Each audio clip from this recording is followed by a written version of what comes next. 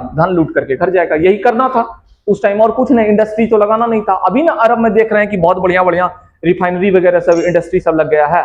पहले कुछ नहीं था, पहले उन लोग को पता ही नहीं था, धन लूटना है घर जाना है, धन लूटना है घर जाना है। सेम चीज था तुर्की में भी। ये लोग क्या करता था, व्यापार करने के लिए समुद्र वाला एरिया आया करता था। इन लोगों को था क्या, धन लूट करके वापस चले जाएंगे। अभी तक जितना मुसलमान आया था सबका यही था कि लूटना है और घर चल जाना है। इसी बीच में क्या हुआ, इन दोनों के आपस में झगड़ा होने के बाद ये क्या किया,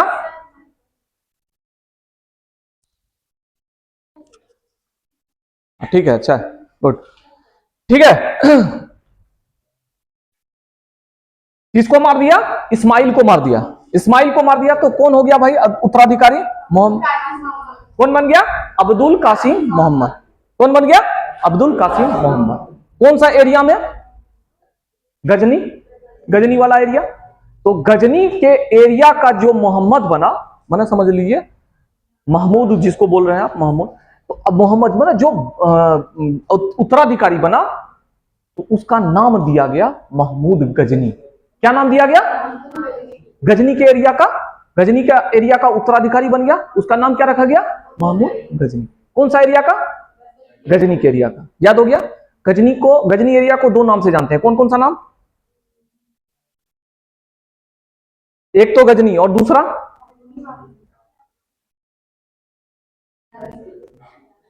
क्या नाम है, यामनी साम्राज्य और गजनी साम्राज्य। तो गजनी साम्राज्य का जो उत्तराधिकारी बना वो अपना नाम क्या रख लिया, महमूद गजनी। मतलब उसका नाम चेंज हो गया जब से वो उत्तराधिकारी बना, और नाम चेंज कर लिया। गजनबी दोनों एक ही है, गजनी और गजनबी दोनों एक ही है, ठीक है, इन्हें कंफ्यूज मत होइएगा। तो गजनबी उत्तराधिकारी बनता है, कब बनता है, तो आइए अब इस पे हम लोग चलते हैं। यहां तक समझ गए, कोई दिक्कत यहां तक समझने में। तो तुर्की का हिस्सा में गजनी परिवार से उठ करके एक आता है जो अपना उत्तराधिकारी बनता है, उसका क्या नाम है, मोहम्मद। अगर इसका पुराना नाम पूछ दे तो ये याद रखिएगा, अब्दुल कासिम मोहम्मद, ठीक है, क्योंकि गजनी वाला एरिया का उत्तराधिकारी बना तो महमूद गजनी। गजनी या गजनबी। चलिए अब थोड़ा सा इससे हम लोग आगे बढ़ते हैं।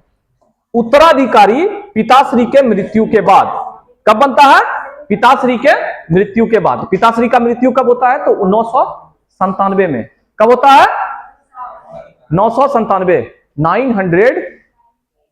997 में। और 98 में कौन बन जाता है उत्तराधिकारी, महमूद गजनी या फिर गजनबी, यही है महमूद गजनी। डरावना लग रहा है ना। अब देखिए इसके दिमाग में सिर्फ और सिर्फ भारत घुसा रहा, ठीक है, इसके दिमाग में सिर्फ और सिर्फ भारत और कुछ नहीं। समझ लीजिए इसका शासनकाल जो है 998 से लेकर के 1030 तक है, और इस बीच में ही 17 बार अटैक करता है भारत पे। कितना बार, 17 बार।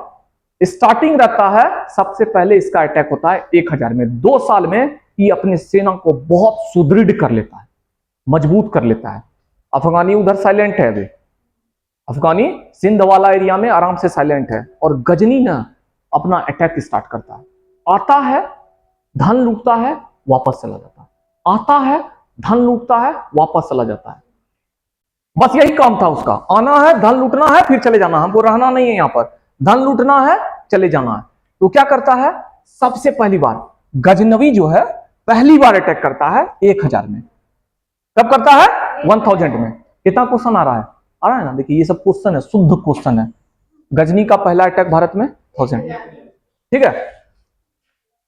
और अटैक करने के बाद पेशावर वाला हिस्सा है ना, जो कि पाकिस्तान का हिस्सा है, अभी पेशावर वाला हिस्सा, उस हिस्सा में अटैक करता है और उसका कुछ हिस्सा को जीत लेता है। जीत करके वहां से लूटता है वापस, लूट करके वापस। समझ गए। कुछ इसी प्रकार से बहुत सारा ये अटैक करता है, ठीक है, कुछ इसी प्रकार से बहुत सारा अटैक, माना पूरे भारत में अपने शासनकाल में 1000 से स्टार्ट किया और 1027 तक में लगभग 17 बार अटैक किया। 1000 से 1027 तक में कितना बार अटैक किया, 17 बार। ये याद रखिएगा, ठीक है, 17 बार अटैक करते गया, लूटता था, धन लूट के चला जाता था। इसी बीच में क्या हुआ ना, इसको बहुत कुछ पता चला कि भारत में रहने वाला जितना इंसान है ना, सब बहुत सीधा है, और अपने धन को सुरक्षित रखने के लिए मंदिर के नीचे गाड़ करके रखा करता है, समझे। तो ये क्यों जानते हैं, क्यों ऐसा बोला गया? क्योंकि ना यहाँ पर सच में वही किया जाता था। जितना धन है ना, धन जो है सबको क्या करता था, मंदिर के नीचे गाड़ करके रख देता था, कोई चोरी नहीं करेगा। यहाँ तो सब अपने धर्म का है भैया, धर्म का बात है, चोरी करेंगे तो भगवान हमको पाप लिखेगा। इसीलिए इस बात का पता गजनी को चल गया।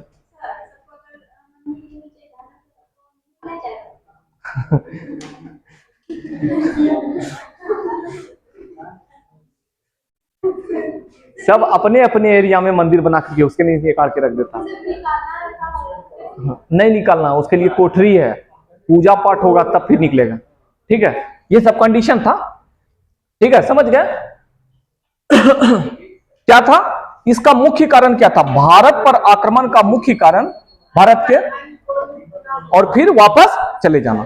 इसी प्रकार से अटैक होता है गजनी का, और लगभग 17 बार। 17 बार में कुछ कुछ इंपॉर्टेंट है जिसको कि हम लोग अभी यहीं पर खत्म कर देंगे। एक तो याद हो गया, 1000 में पेशावर, 1000 में पेशावर। फिर 1001 में आता है, कहां जीतता है? हिंदू शाही राजी। जहां के राजा कौन थे? जयपाल। कौन था? जयपाल। देखिए ये इंपॉर्टेंट है, ये आपको याद करना है। फिर 5 में आता है, 6 में 6 तक रहता है लूट करके, लूटता है किसको? मुल्तान को। कौन है वहां पर? अब्दुल फतेह दाऊद। कौन है? अब्दुल फतेह दाऊद। ठीक है। फिर 8 में आता है, 9 में फिर लूट के चला जाता है, किसको रुकता है? फिर से हिंदू शाही राज्य, वही राज्य, ठीक है। यहां के राज्य राजा कौन थे? आनंदपाल। कौन थे?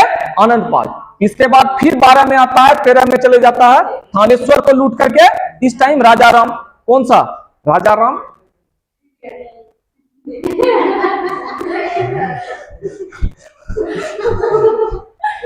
इसके बाद फिर 18 में, देखिए ये सब आपको याद नहीं करना, हम आपको सिर्फ दिमाग में दे दिए, ठीक है।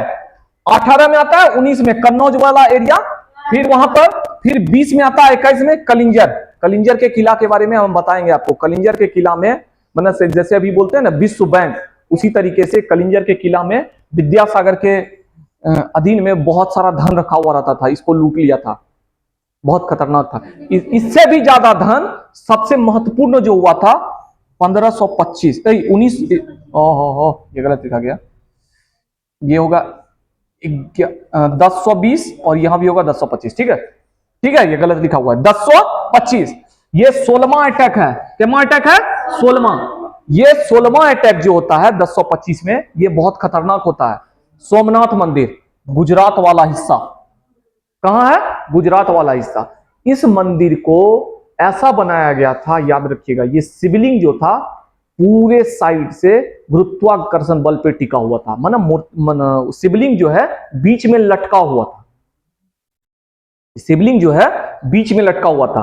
तो इसके अंदर जाने से भी गजनी का सेना जो डर रहा था, गजनी का सेनापति जो है इसके अंदर जाने से डर रहा था। वो सोचता था ऐसे कैसे हो सकता है, कैसे धरती छोड़ करके लटका हुआ रह जाएगा, जरूर कुछ इसमें खासियत है। तो उसको ना मंदिर के अंदर ना जाकर के बाहर से दीवार को तोड़ दिया, और पूरा जो है ना शिवलिंग जो था दीवार के चारों साइड मतलब चुंबक लगा हुआ था, उसी से पूरा ग्रेविटी के वजह से वो पूरा एकदम बीच में लटका हुआ था। दीवार एक टूटा, शिवलिंग गिर गया, और गिरने के बाद वो मंदिर को पूरे तरीके से लूट लिया, और सबसे ज्यादा धन वहीं से लूट के जाता है। समझ गए? तो ये 16वां अटैक इसका बहुत बेहतरीन रहता है 1025 में, जो कि सोमनाथ को लूटता है। और यहां का जो राजा था भीमपतन 6।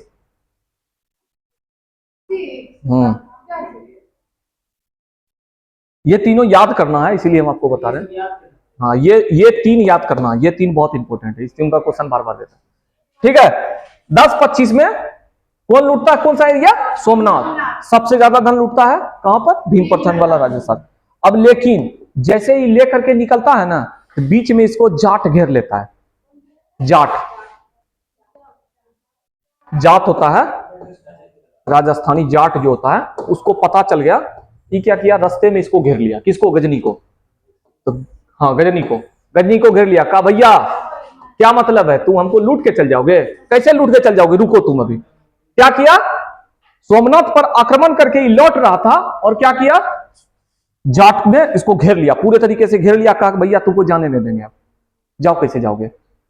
किसी तरीके से ये वहां से बच के निकल गया, लेकिन इसके दिमाग में हार कभी नहीं दिखाई देता था। ठीक है, ये सोच लिया हम अभी भाग तो जा रहे हैं, कुछ धन दौलत छोड़ करके, जो रहा पास में, जो नहीं रहा सब छोड़ छाड़ करके भाग जाता है। सोमनाथ को जब लूट करके जा रहा था, रास्ते में कौन पकड़ा है? जाट। जाट पकड़ा है, और पकड़ करके जैसे उसको पकड़ने की कोशिश करता है, किसी तरीके से जान बचा के वो निकल जाता है, लेकिन वो दिमाग में सेट कर लिया, आएंगे तो तुमको जरूर कूटेंगे।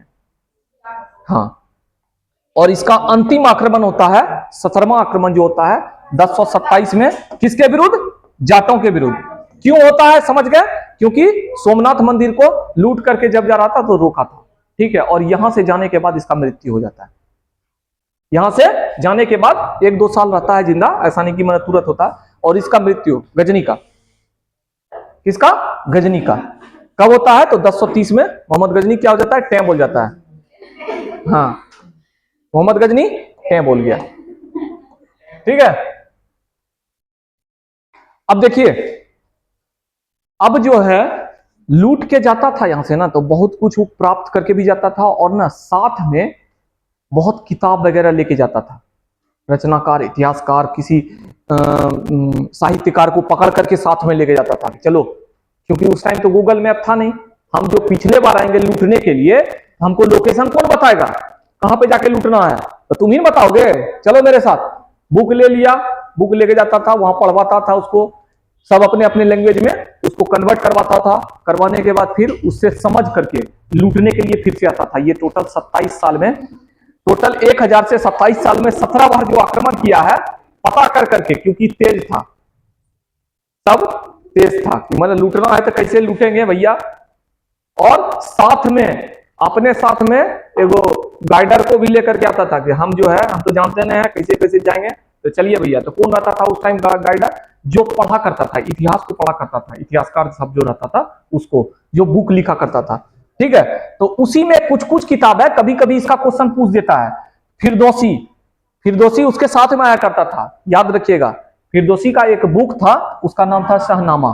क्या नाम था? शाहनामा। इसी को पढ़ करके वो जो कंप्लीट करके आता था कि इस डायग्राम से जाएंगे, ऐसे जाएंगे, इस रास्ता से इसको लूट करके ऐसे करके चले आएंगे। दूसरा जो है, ये जितना बार पढ़िएगा उतना कम है, ये वीवीआई है, इसको याद कर लीजिएगा। अलबरूनी का किताब था, किताबुल हिंद। क्या नाम है? किताबुल हिंद। इसको जितने अच्छे तरीके से याद कर सकते हैं कर लीजिएगा। ठीक है, अलबरूनी का किताब था कौन सा? किताबुल हिंद। फिरदौसी का कौन सा था? और अलबरूनी का किताबुल हिंद। और तीसरा उतबी, क्या नाम है? उतबी। उतबी का किताब यू यामिनी। क्या नाम है? किताब यू यामिनी। ये तीनों को याद कर जाइएगा। इस तीनों में सबसे ज्यादा वीवीआई जो है ये है अलबरूनी। कौन है? अलबरूनी। कौन सा है? किताबुल हिंद। ठीक है, अब बताइए इसमें फैक्ट क्या क्या था, माना कुछ इंपोर्टेंट फैक्ट हम लोग इसको समझ लेते हैं। देखिए, हम अभी हाइड रखे हैं। ठीक है, गजनी किस लिए आता था यहाँ? लूटने के लिए। लूटने के लिए ये क्या करता था? मंदिर को तोड़ देता था। क्या करता था? मंदिर को, क्योंकि इसको पता चल गया था कि मंदिर के अंदर में क्या है भैया? तो धन रखा हुआ है। धन लूटना है तो मंदिर तोड़ो, धन लूटना है तो मंदिर तोड़ो। तो इसको मूर्ति भंजक भी कहा गया है, इसीलिए। ठीक है, याद रखिएगा क्या नाम दिया गया इसको? मूर्ति भंजक। याद रहेगा ना? गजनी का दूसरा नाम मूर्ति भंजक। मूर्ति भंजक। अब देखिए, इसको क्या हुआ था? इसको पता चल चुका था कि भैया यहाँ राजनीति व्यवस्था जो है बहुत कमजोर है भारत में। यहां पर एक आदमी दूसरे आदमी को साथ नहीं दे रहा है, क्योंकि कौन आग लगाया था इसमें? मोहम्मद बिन कासिम। याद है ना? मोहम्मद बिन कासिम के बताए थे आपको। और दूसरा क्या हुआ था?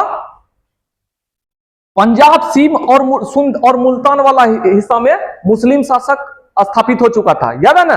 मोहम्मद बिन कासिम जो देके गया था, क्या किया था वहां पर? जजिया टैक्स लगाया था। याद है ना? अब देखिए, विदेशी आक्रमण करने का रास्ता भी खोल दिया, खोला ना? सबसे पहला रास्ता यही खोला, क्योंकि राजस्थान बीच में ब्रेक कर रहा था। और ये क्या किया? आकर के रास्ता तोड़ दिया। ले भैया, एक साइड से तू करिए रहा था, बीच में फंस जा रहा था। और इसी वजह से राजस्थान वाला जो बीच हिस्सा है, इसीलिए 400 साल तक जो है दिल्ली तक नहीं पहुंच पाया था अफगानी सब, समझे? क्योंकि बीच में राजपूत शासक बहुत अच्छा था, इसीलिए। और यहां के कला को नष्ट कर दिया। जितना भी आर्ट एवं कल्चर था ना सबको नष्ट कर दिया। मतलब अच्छे तरीके से जीवन यापन, पहनावा उड़ावा, सबका ढंग ढांचा जैसा था सबको नष्ट करके रख दिया। ठीक है, आता था अपने हिसाब से सबको पहनाता था। अब यहाँ पर जो किसान था वो गमछी लेके चला करता था, उसको बोलता था बुड़बक हो तुम, सिर्फ गमछी लेके क्यों चला करते हो, तुम ये पहनो वो पहनो, सब पहनावा उड़ावा सब कुछ नष्ट किया था। ठीक है, और सबसे लास्ट में भारत धन कहां लेके चला गया, गजनी, उठा पुठा कहां लेके चला गया, गजनी।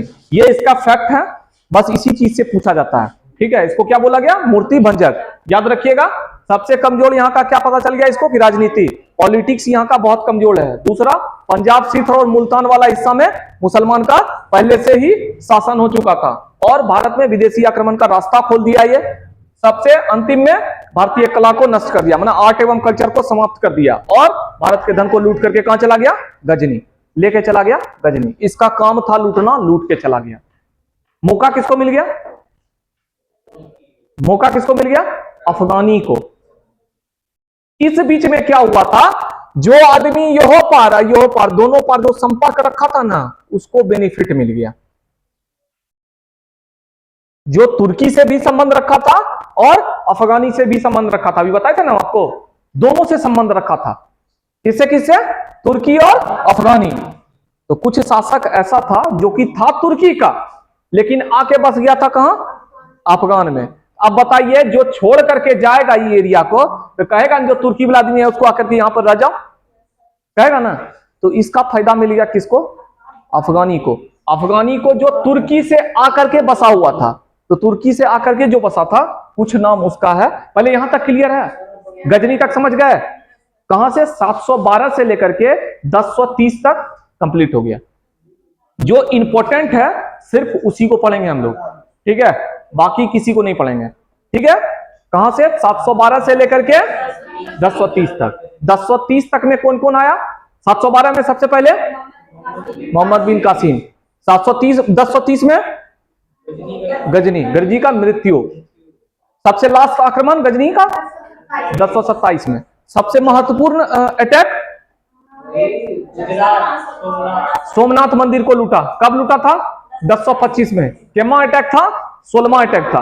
कौन रोका था, जाट। कौन रोका था, जाट। और सबसे लास्ट आक्रमण किसके विरुद्ध, जाट के विरुद्ध। क्लियर, ठीक है। अब देखिए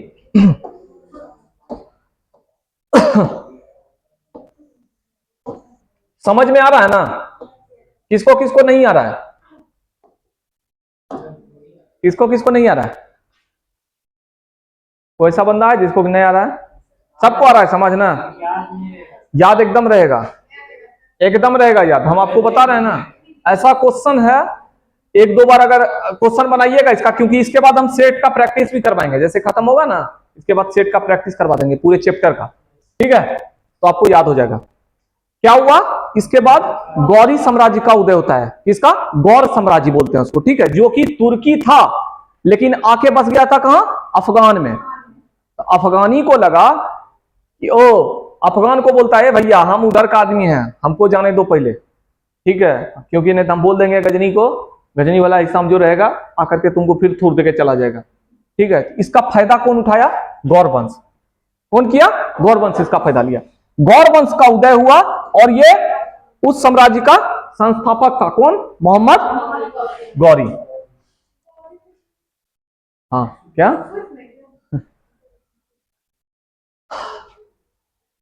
था कहां का, तुर्की का, लेकिन ये अपना सारा आधारशिला रखा था कहां पर, अफगान वाला हिस्सा में। ये समझ लीजिए तुर्की, यहां पर भारत है, ठीक है, ये वाला हिस्सा पूरा भारत है यहां पर। और यहां से ही धीरे धीरे घुसने का कोशिश करता है। कौन, मोहम्मद गौरी। गौर वंश का उदय होता है और यहां पर मोहम्मद गौरी घुसने का कोशिश करता है। उससे पहले कुछ चीजें याद रखेंगे, कुछ चीजें क्या, मोहम्मद गौरी का पूरा नाम, एक बार दो बार क्वेश्चन आता है, तीसरा आप रटते रहिएगा तभी याद होगा, ऐसे याद नहीं होगा। क्या नाम था, शिहाबुद्दीन मोहम्मद गौरी, जो कि गौरी वंश के संस्थापक थे, ठीक है। ई क्या करता है, कब, 1175 में, याद रखिएगा डेट, 1175 में, 1175 में मुल्तान पर पहला विजय आक्रमण। मुल्तान को जीत लिया, क्योंकि मुल्तान में पहले से ही अफगानी था, हाँ ना, बताए थे ना, अफगानी क्या किया था, जजिया कर लगा करके वहां पर छोड़ के चला गया था। लेकिन कुछ कुछ मुसलमान वहां पर पहले से ही अफगानी जो था उसको जीत लेता है। कौन जीत लेता है भैया? 1175 में मुल्तान को जीतता है कौन? तो मोहम्मद गौरी जीत लिया था। तो लेकिन ये तुर्की है ना, था तो तुर्की ना, तुर्की आकर के अफगान साइड से आक्रमण कर रहा है गौरी वंशज में। क्या किया? आया, अभी तक जो है ना, अभी तक जितना भी आक्रमण हुआ था तुर्की, एक भी नहीं हारा था भारत में आकर के। एक भी तुर्की, एक भी क्रिकेट नहीं हारा था, सब आक्रमण, सब अभियान जीत करके चला गया था। यह हुआ था। हाँ, उन लोग के लिए तो उस टाइम में क्रिकेट था ही आना है, मारना है, निकल जाना है। ठीक है, ठीक है। हाँ, ट्रेविस हेड समझता था, आता था, मारना है, निकल जाना है। इसके बाद मोहम्मद गौरी क्या किया? थोड़ा सा आगे बढ़ता है और कहा वही राजस्थान, वही राजस्थान में फिर अटैक करता है। थोड़ा सा आगे बढ़ के मुल्तान जीतने के बाद, क्योंकि राजस्थान के पीछे है ना मुल्तान, यहां पर बताए थे, यहां पर राजस्थान वाला हिस्सा ऐसे करके फैला हुआ जो बॉर्डर है, यहां पर आक्रमण करता है। और वहां का राजा था भीम द्वितीय। ऐसा पछाड़ा उसको कि जिंदगी में उसको याद रह गया सब दिन। और पहली बार किसी तुर्की वंशज को हराया गया भारत में, पहली बार, भीम द्वितीय। आक्रमण नहीं करना चाहिए था, समझ गए? भीम द्वितीय को, भीम द्वितीय जो है सो पहली बार किसी तुर्की आक्रमण को हराया। किसको हराया? तो मोहम्मद गजनवी को, मोहम्मद गौरी को। किसको? मोहम्मद गौरी को। कब हराया? 1118, 1178,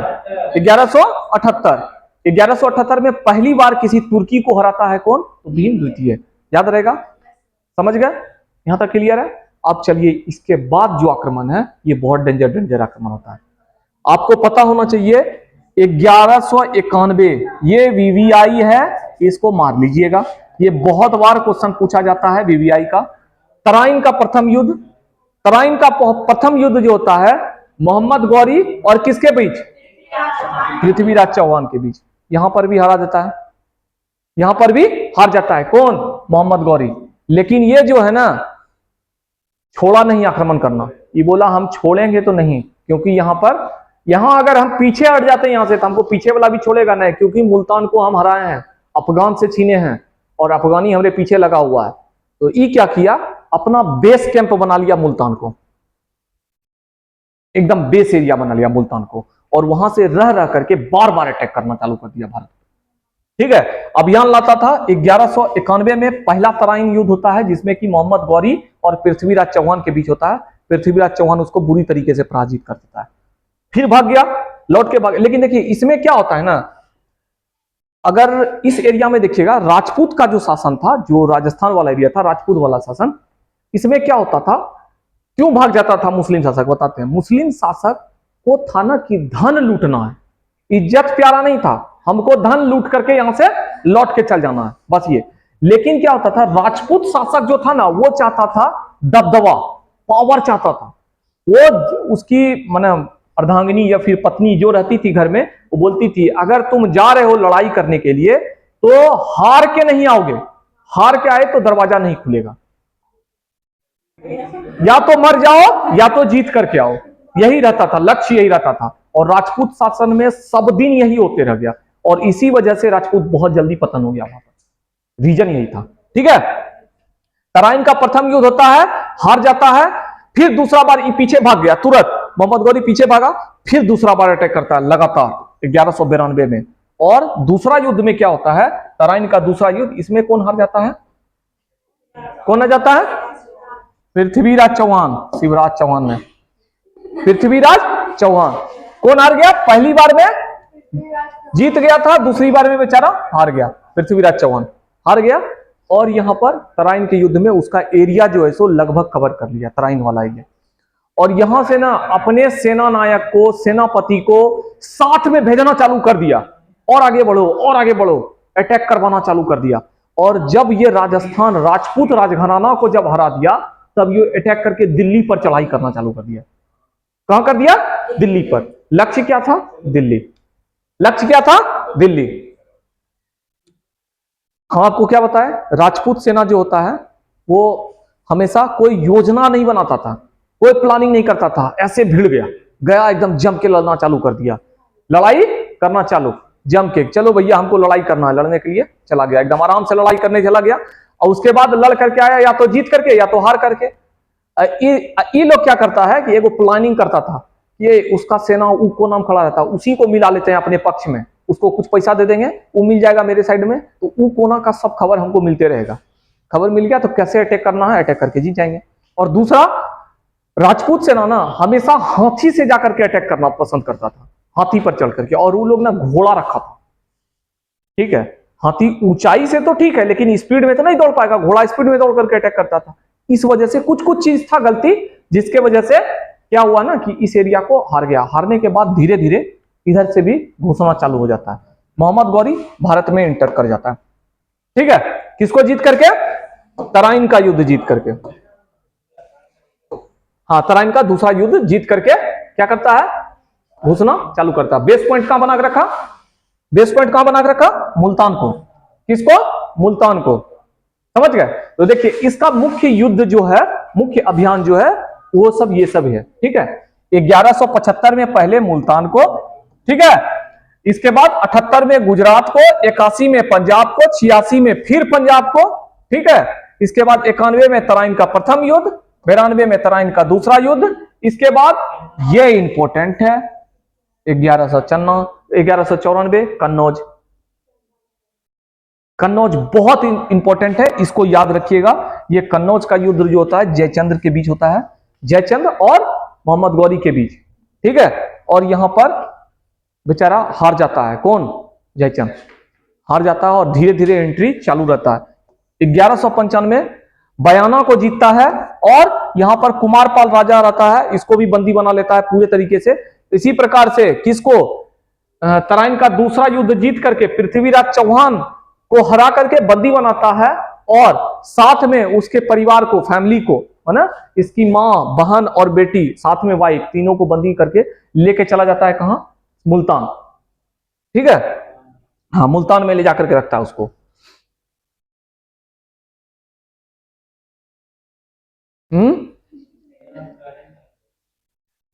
ये हिस्ट्री है ना, हिस्ट्री आ रहा है ना दिमाग में, हाँ कोई बात नहीं है, सब समझ में आएगा, और भी आगे बढ़ते जाइएगा ना धीरे धीरे, बहुत कुछ समझ। हाँ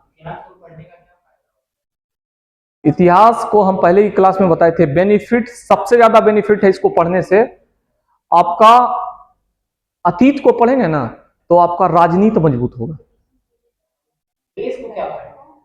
देश को राजनीति करने में बढ़िया रहता है कि उस टाइम हम ये अटैक किए थे तो ऐसे हार गए थे, अब करेंगे तो ऐसे बेहतरीन होगा मेरे लिए। और दूसरा, हिस्ट्री पढ़ने से ये बेनिफिट होता है कि अभी आज जो बीत गया कल के लिए हिस्ट्री हो गया, आज जो बेहतरीन काम है उसको फिर से बेहतरीन तरीके से लागू करने के लिए हिस्ट्री पढ़ लीजिए, है बहुत बेनिफिट है बेनिफिट। और लास्ट अंतिम युद्ध जो होता है खेखरों के विरुद्ध होता है, किस, हाँ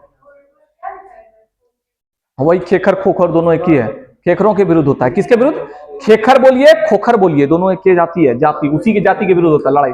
और लड़ाई होने के बाद देखिए नहीं पूछेगा ये क्वेश्चन, क्वेश्चन कहां से आएगा, हम अभी आपको घींच करके ले जाएंगे। जैसे ना पहला अभियान तराइन का युद्ध पूछेगा, तराइन का सेकेंड युद्ध आपके दिमाग में सेट होना चाहिए, कब होता है, जिसमें कि हार करके एंट्री होता है, ठीक है। अब देखिए इसका सेना नायक जो था, सेनापति जो था, वो इसको बहुत सपोर्ट किया था। सेनापति कौन, मोहम्मद गौरी। मोहम्मद गौरी का दो गो सेनापति कौन कौन था याद रखिएगा, एक कुतुबुद्दीन ऐबक, दूसरा बख्तियार खिलजी। बख्तियार खिलजी, ये दोनों बहुत इंपॉर्टेंट है। बख्तियारपुर जो जब पड़ा हुआ है ना जगह का नाम, इन्हीं के नाम पे पड़ा हुआ है, बख्तियार खिलजी के नाम पर, ठीक है। यहां पर बख्तियारपुर है ना, हाँ इन्हीं के नाम पे पड़ा हुआ है, समझिए।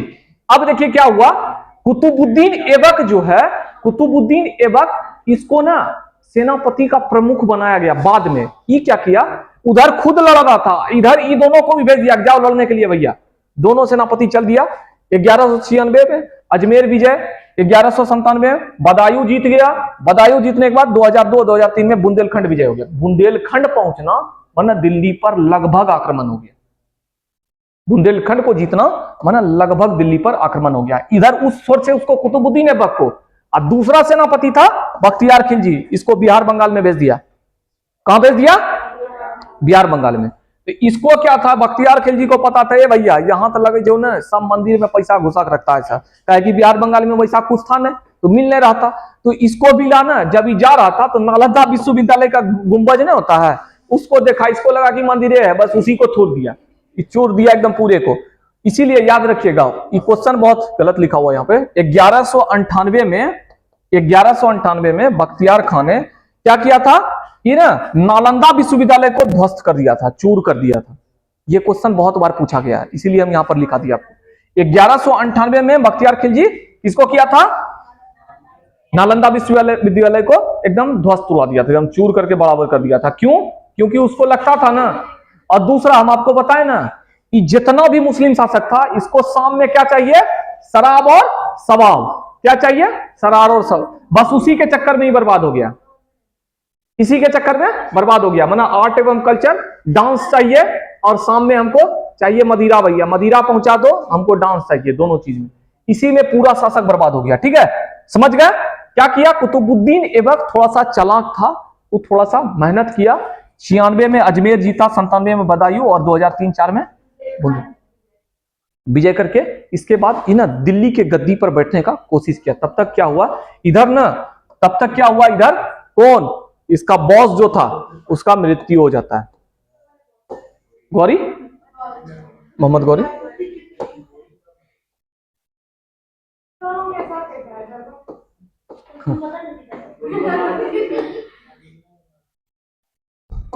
समझ गए? यहां तक समझ गए? यहां तक समझ गए ना? अब दिल्ली सल्तनत को आगे बताएंगे, अभी बता देंगे, सब दिमाग में होच पौच हो जाएगा। अभी फिर से हम लोग एक बार रिवीजन कर लेते हैं। सबसे पहले देखिए, अभी आपको याद हुआ है कि नहीं हुआ, अभी तुरंत कैप्चर हो जाएगा। ठीक है, भारत पर पहला आक्रमण, अब आप एकदम बोलते रहिएगा, याद हो जाएगा। भारत पर पहला आक्रमण कौन किया है? 712 में जीता हुआ है। 711 बोलेंगे तो हारा हुआ है। ठीक है, 711 में हारा हुआ था, उसका जो ससुर किया था। पहला आक्रमण बोलेंगे अगर देखिए पहला आक्रमण पूछेगा तो उसमें ऑप्शन दे देगा, ऑप्शन में अगर दे दिया ससुर का नाम तो ससुर के नाम को टिक जाएंगे। हाँ 11। सफल आक्रमण बोलेगा तो 12, 712। ठीक है, उसके बाद फिर दूसरा आक्रमण भारत पर दूसरा आक्रमण,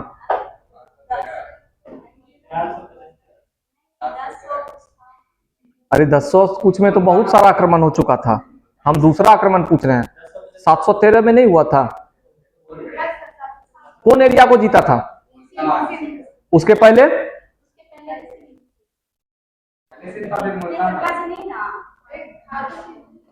गजनी कहां से आ गया दूसरा आक्रमण में? हम आपसे क्या पूछ रहे हैं, स्टार्टिंग में पूछ रहे हैं अभी।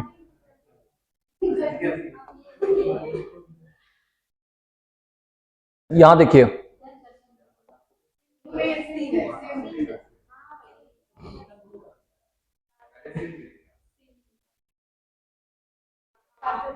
किसको जीता? मुल्तान को। सबसे पहला सिंध एरिया, दूसरा मुल्तान को। अगर हम पूछे कि तुर्की आक्रमण, सबसे पहला तुर्की आक्रमण कौन किया था? 75। तुर्की आक्रमण अगर गजनी तो तुर्की से था ना, गजनी पूरा परिवार, तो तुर्की आक्रमण सबसे पहला आक्रमण कब था? फिर गजनवी आ गए। गजनवी का पहला आक्रमण नहीं था ना? हाँ नहीं है, अभी आपको दिखा रहे हैं ना, गजनवी के पिताश्री पहली बार आए थे।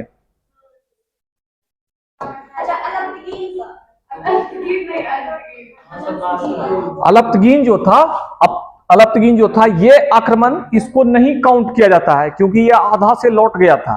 ठीक है, आधा से लौट गया था। एग्जैक्ट जो है ये सुबुक्तगीन है। कब है? 977। हाँ ठीक है, पहला आक्रमण माने तुर्की पहला आक्रमण जिसको बोलिएगा, तुर्की का पहला आक्रमण कब हुआ है? सुबुक्तगीन। कौन किया? अगर हम पूछे आपसे कि सबसे पहला आक्रमणकारी जिसको कि भारत में हराया गया था वो कौन था? सबसे पहला आक्रमणकारी जिसको कि भारत में हराया गया था? अरे तो भैया उससे पहले उसको हराया था ना, अभी 711 में। पहला आक्रमणकारी का बात कर रहे हैं।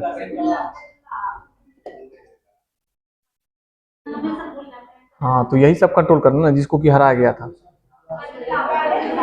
है ना। तो एक दो बार जब तक रखिएगा ना, तब तक ऐसे कुछ होगा नहीं। हिस्ट्री ऐसा ही चैप्टर है, इसको पढ़ने पड़ेगा इसे, ठीक है। अब देखिए, अगर हम आपसे पूछें कि ऐसा कौन आक्रमणकारी था जो कि तुर्की का था, जिसको कि पहली बार भारत में हराया गया, तब किसका नाम लेंगे? मोहम्मद गौरी। किसका नाम लेंगे? मोहम्मद गौरी, ठीक है, समझ रहे हैं? मोहम्मद गौरी को, गौरी को पहला बार भारत में हराया गया था। कहां पर हराया गया था? भीम द्वितीय नहीं हराया था? हाँ, भीम द्वितीय कहां पर हराया था बताइए?